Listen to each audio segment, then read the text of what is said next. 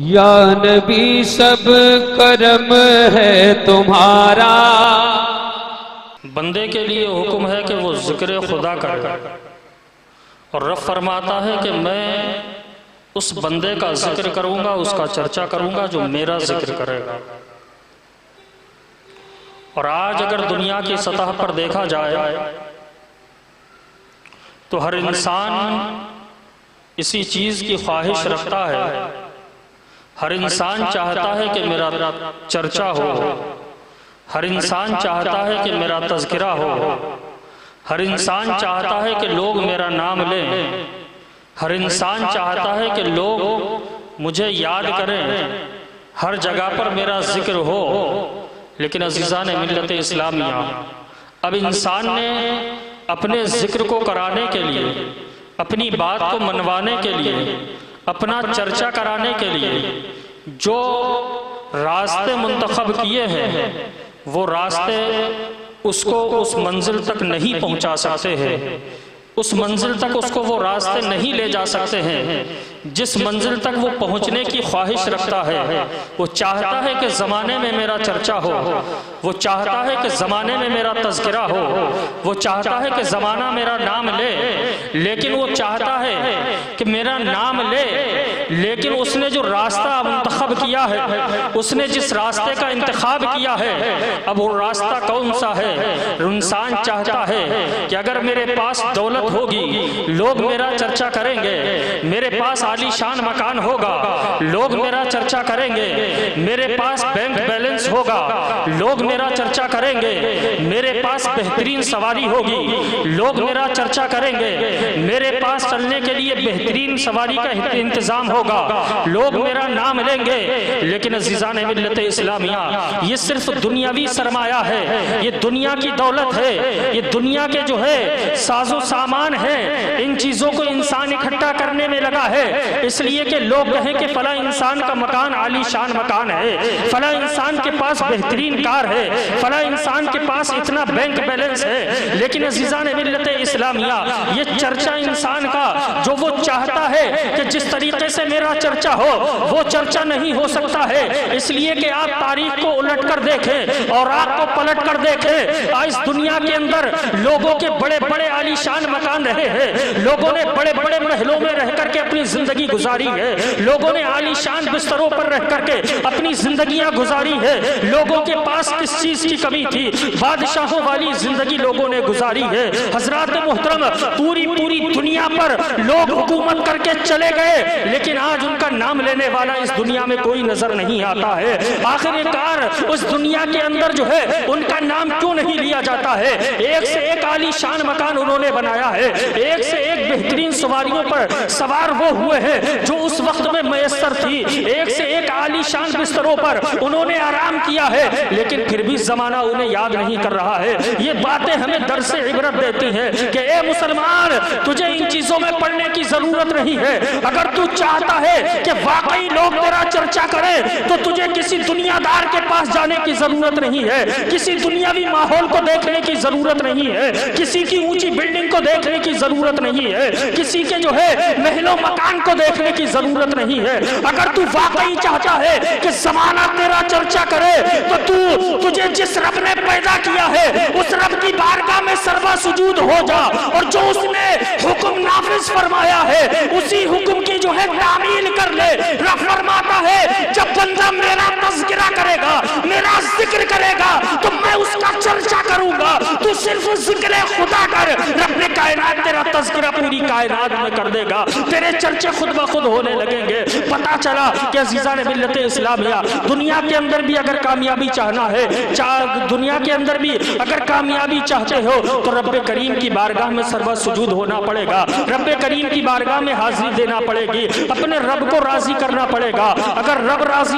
کو راضی نہیں کیا ہے، تم لاکھ جائیداد اکٹھی کر لو، تم چاہو تو کروڑوں کا بینک بیلنس کر لو، لیکن تمہارے جانے کے بعد میں تمہارا کوئی نام لینے والا نہیں ہوگا۔ عزیزان ملت اسلامیہ، آپ زمانے کی سطح پر دیکھیں تو صحیح، کتنے لوگ ایسے آ کر کے چلے گئے ہیں جنہوں نے جو ہے دولتوں کا انبار اکٹھا کر رکھا تھا، لیکن آج ان کا کوئی نام لینے والا نہیں ہے۔ لیکن آپ جو ہے اولیاء کاملین کی زندگی اٹھا کر دیکھیں، آپ اپنے اسلاف کی جو ہے تاریخیں اٹھا کر کے دیکھیں، انہوں نے ظاہر میں تو کوئی بینک بیلنس اکٹھا نہیں کیا تھا، انہوں نے کوئی عالی شان مکان نہیں بنایا ہے، انہوں نے کوئی بہترین جو ہے اپنے لیے بہترین گھر نہیں بنایا ہے، لیکن عزیزان ملت اسلامیہ آج برسوں گزر چکے ہیں، آج صدیاں گزر چکی ہیں، لیکن آج بھی جو ہے قوم مسلم ان کے احسان کو فراموش نہیں کر سکتی، آج بھی ان کا نام لیا جا رہا ہے، آج بھی ان کے تذکرے ہو رہے ہیں۔ اب آپ دیکھیں گے کہ آخر ان کے تذکرے کیوں ہو رہے ہیں؟ انہوں نے جو ہے رب کے اسی فرمان پر تو عمل کیا تھا، انہوں نے رب کائنات کی جو ہے اسی فرمان پر عمل کیا تھا۔ رب نے فرمایا تم میرا ذکر کرو میں تمہارا چرچا کروں گا۔ انہوں نے اپنا دن بھی رب کے ذکر میں گزارا ہے، انہوں نے اپنی رات بھی رب کے ذکر میں گزاری ہے، انہوں نے اپنے جو ہے وقت کا ایک ایک لمحہ رب کائنات کے ذکر میں گزارا ہے۔ یہی وجہ ہے کہ انہوں نے اپنی پوری زندگی رب کے ذکر میں گزاری ہے۔ آج دنیا سے بظاہر ان کے پردہ کرنے کے بعد آج پوری کائنات ان کا ذکر کرتی ہوئی نظر آ رہی ہے، آج پوری کائنات ان کا تذکرہ کرتی ہوئی نظر آ رہی ہے۔ عزیزان ملت اسلامیہ آج زمانے کے ماحول پر بھی اگر ہم نظر ڈال کر دیکھیں تو حضرات محترم آج بھی ہمیں مٹانے کی کوشش کی جا رہی ہے، لیکن حضرات محترم یہی وہ ماہ رمضان المبارک کا مقدس اور محترم مہینہ تھا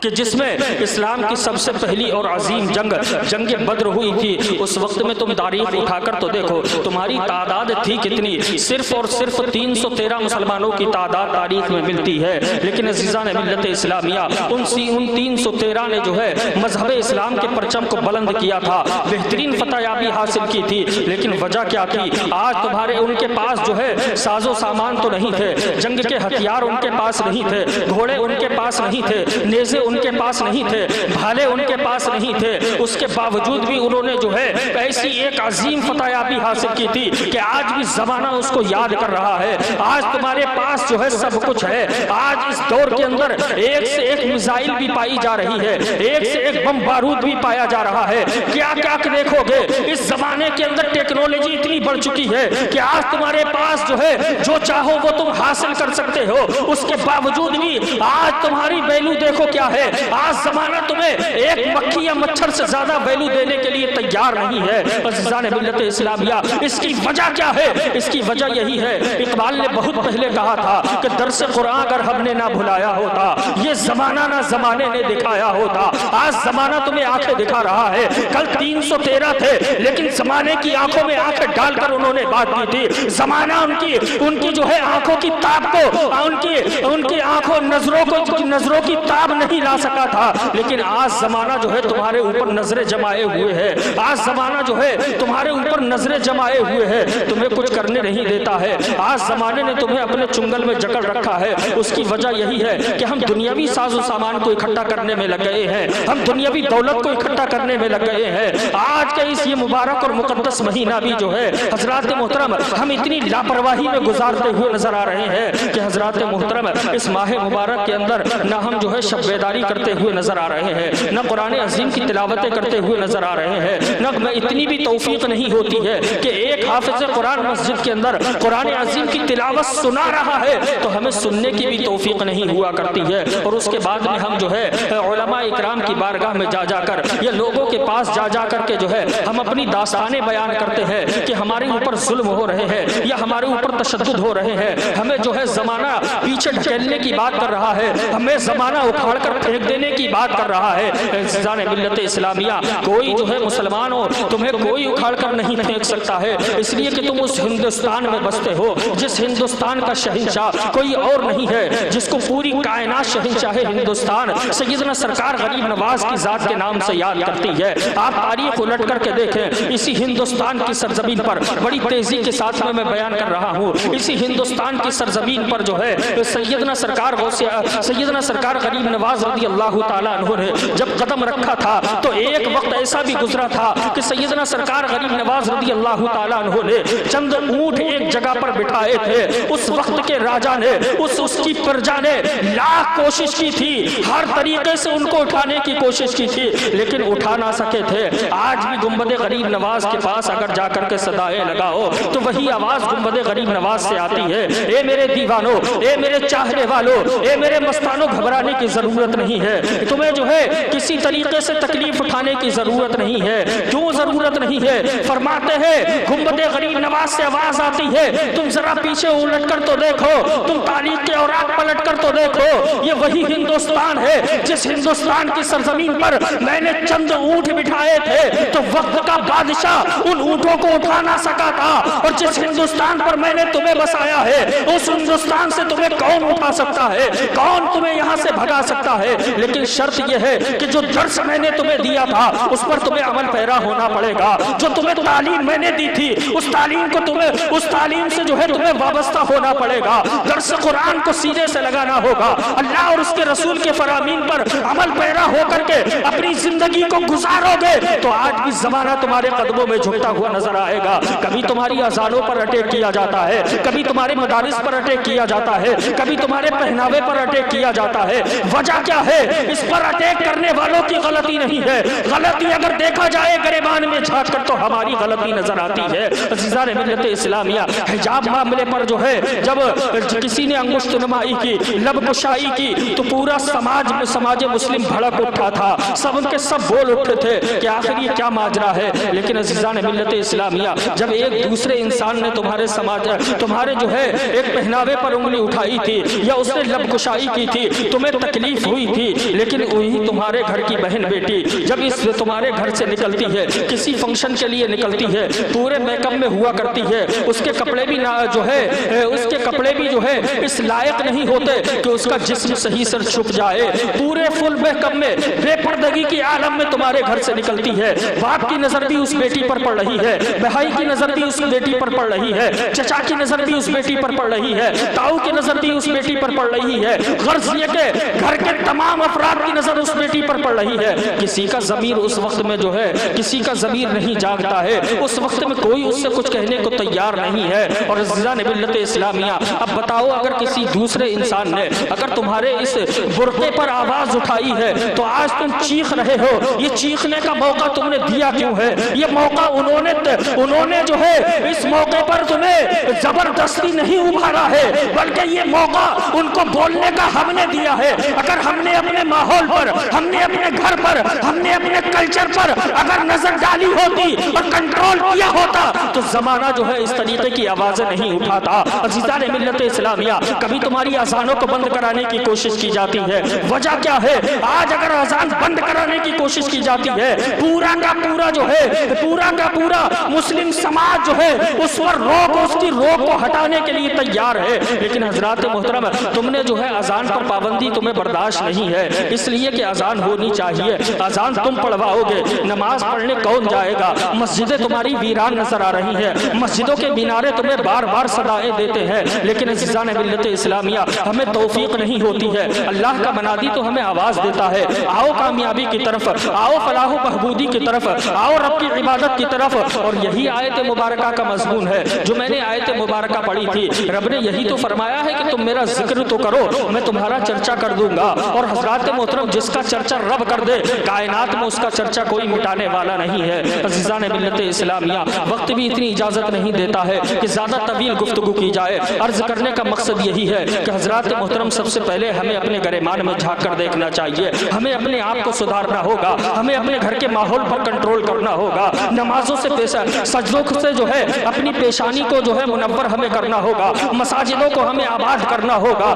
شریعت مطہرہ کو ہمیں سینے سے لگانا ہوگا، قرآن عظیم کے فرمان کو ہمیں سینے سے لگانا ہوگا۔ اس لیے کہ آج قرآن و حدیث کے فرمان کو ہم نے پس پشت ڈال دیا ہے، جو زمانہ ہمیں جو ہے گرا ہوا زمانہ ہمیں گرانے کی کوشش کر رہا ہے۔ آج بھی اس تحفے کو اگر ہم اپنی آنکھوں پر اٹھا لیں، اپنے سر کا تاج بنا لیں، تو آج تم خود زمانے کے تاجدار بن سکتے ہو۔ آج بھی زمانہ تمہیں اپنے جو ہے ماتھے پر اٹھانے کے لیے تیار ہے، بس شرط اتنی ہے کہ تم صحیح معنوں میں اللہ اور اس کے رسول کے فرامین پر عمل پیرا ہو جاؤ، اللہ کی بارگاہ میں سربا سجود ہو جاؤ، رسول اللہ صلی اللہ تعالیٰ علیہ وسلم کے بتائے ہوئے طور طریقے پر، ان کے جو ہے بتائے ان کے دیے ہوئے فرامین پر عمل پیرا ہو کر اپنی زندگیاں گزار لو۔ خدا کی قسم، زندگی بھی کامیاب ہو جائے گی، آخرت بھی کامیاب ہو جائے گی۔ کہاں کہاں مسلم سماج کو دیکھو گے۔ آخری بات کہہ کر اپنی گفتگو ختم کیے دیتا ہوں۔ اس زمانے کے ماحول کو دیکھتے ہوئے، آج ہمارے ماحول کو دیکھتے ہوئے، ایک جو ہے یہودی نے ایک ٹویٹ کیا تھا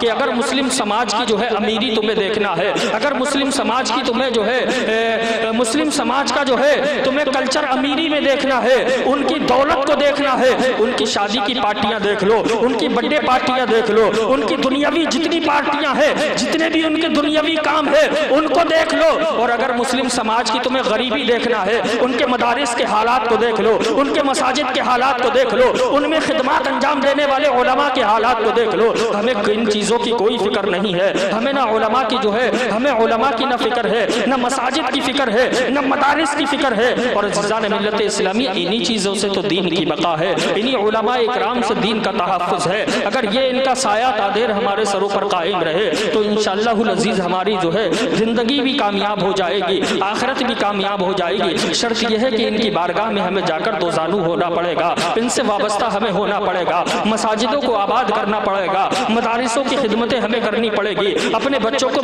मदारिसों में भेज करके कुरान और हदीस के फरामीन को सिखाना पड़ेगा। तब जाकर के जो है हमें हमारा माहौल और इस्लाम की हक़ानियत क्या है तब हमें समझ में आएगी। हमें तो रखा रखाया सा इस्लाम मिल गया है, हम तो मुसलमान के घर में पैदा हुए मुसलमान हो गए हैं। आज हालात ये नजर आते हैं, कितने इनसे मुसलमान ऐसे नजर आते हैं कि अगर उनसे जो है ज्यादा नहीं, आप सिर्फ कलमा तैयबा पढ़वा लीजिएगा तो उन्हें सही मानों में कलमा तैयबा भी नहीं आता है। ये दीन से दूरी है, ये मदरसे से दूरी है, ये उन उलमा इकराम से दूरी है। उसी का नतीजा है जो हालात ये नजर आ रहे हैं। उम्र 80-80 साल की हो चुकी है लेकिन कलमा तैयबा याद नहीं है, नमाजें लोग पढ़ रहे हैं, सही मानों में नमाज का तरीका तक मालूम नहीं है। मुसलमानों,